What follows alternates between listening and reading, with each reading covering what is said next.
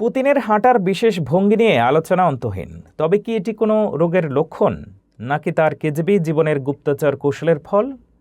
জেনে নিন ডান হাত স্থির থাকার রহস্য এবং পেশাগত প্রশিক্ষণের পেছনের গল্প।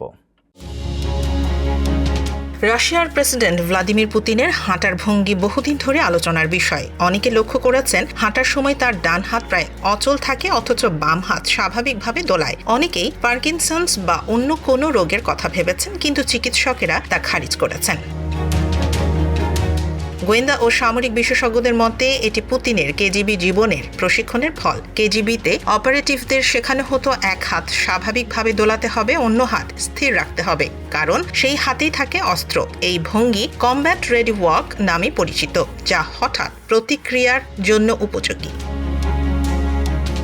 অতএব পুতিনের ডান হাত কম নড়াচড়ার কারণ কোনো রোগ নয়, বরং বহু বছরের গুপ্তচর ও সামরিক অভিজ্ঞতার ফল। এটি তাকে সব সময় সতর্ক ও প্রস্তুত রাখে, যা তার পেশাগত প্রশিক্ষণের সাথে গভীরভাবে গেঁথে আছে।